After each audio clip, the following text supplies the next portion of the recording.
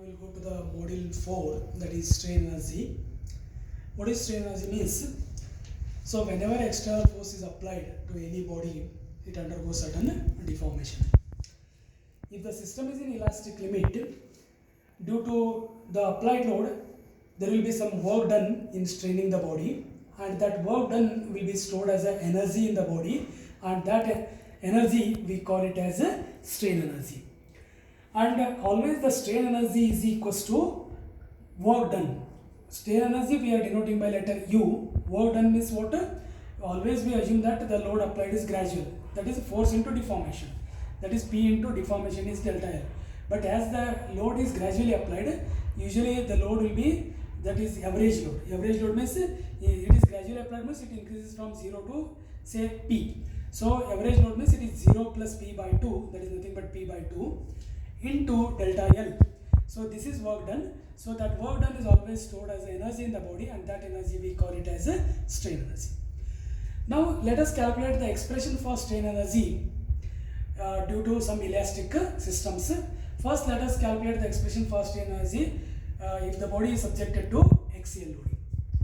Let us consider a bar of uniform cross-sectional area, say A. This is the cross-sectional area. L is the length of the say member.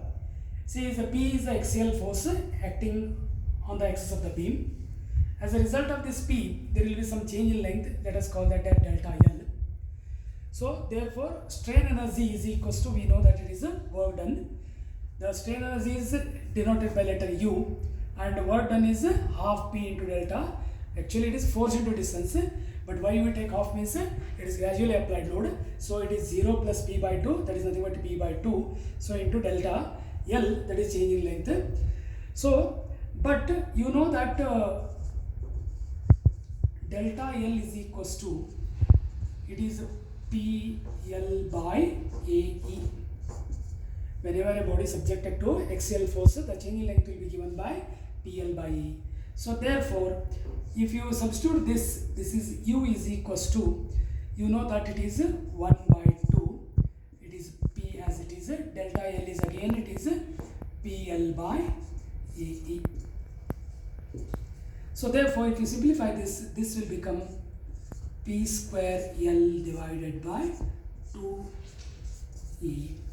This is the expression for the strain energy stored in the body whenever a member subjected to axial loading.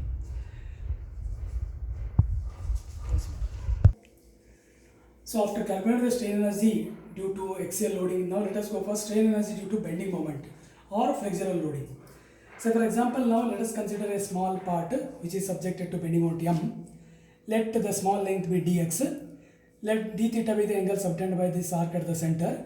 This d theta is also called a change in slope between these 2 points. Now, what is strain energy now? Strain energy is nothing but work done. Work done is average loading multiplied by distance. Why I have taken here du means this is a total length. In fact, in that I am taking small length. That is why du is nothing but strain energy in the small length dx is equals to force multiplied by distance. Here applied force is moment. So it is a moment, and what is that? Corresponding displacement is d theta. If force is applied, force multiplied by displacement, that is P into delta we have taken previously. Now in this case, the applied force is moment, and why it is half m? Again it is m is applied gradually, so it is 0 plus m by 2, that is nothing but half m into the corresponding deflection is d theta. So now we know here that this chord length dx is equals to r into d theta. So therefore d theta is equals to dx by r. We also know from bending equation m by I is equals to E by R. Therefore 1 by R is equals to m by EI. So therefore if I substitute this value 1 by R here, d theta is equals to this m by EI into dx, because 1 by R into dx, 1 by R is this much, m by EI into dx. Now let us substitute the value of d theta here. What is this? This is 1 by 2 into m into d theta is, it is m by EI into dx. So this is equals to, this is m square divided by 2EI into dx. What is this? This is the strain energy stored in the one of the element.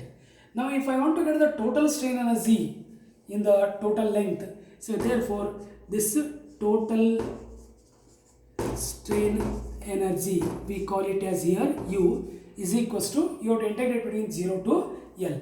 So this is nothing but integration 0 to L, this same expression. What is this?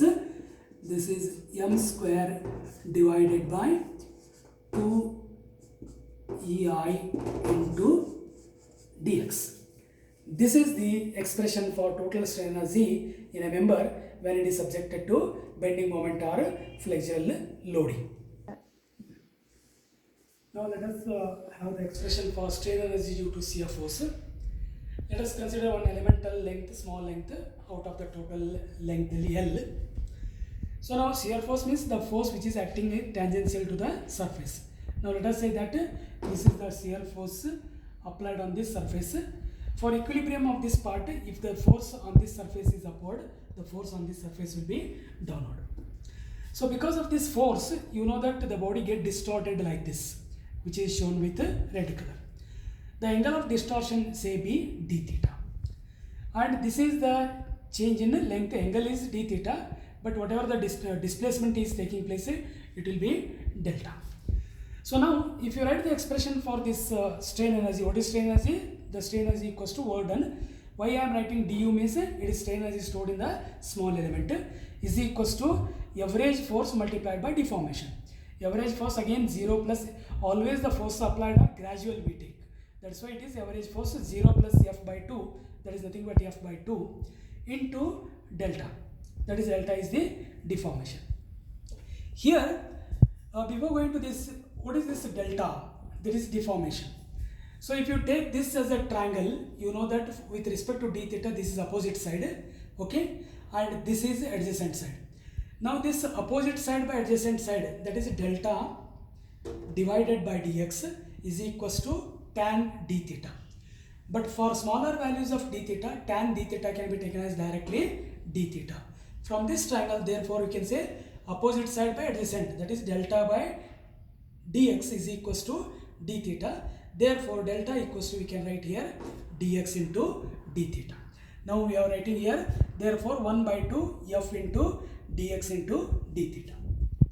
So now as you studied in strength of materials, you know that shear force divided by shear strain is equals to C. This C is nothing but modulus of rigidity. What is shear force? Shear, so not force here, sorry, it is shear stress. It is shear stress divided by shear strain is equals to the modulus of rigidity C. So shear stress is the method of force divided by area, that is F by A. Shear strain is nothing but d theta, that is angle of deformation, directly it is called as shear strain, is equals to C.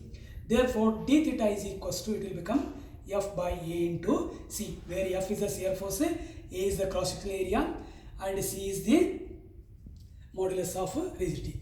Now let us substitute this d theta value here. I have substituted delta equals to dx into d theta.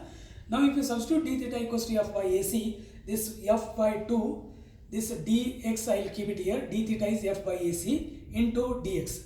So if you simplify this, you will get f square divided by 2ac into dx. So this is the strain energy stored in the one of the elemental strip. Now to get the total strain energy in the total length, that is L, so you can say total strain energy U is equals to integration of this 0 to L, it is f square by 2ac into dx. This is the expression for strain energy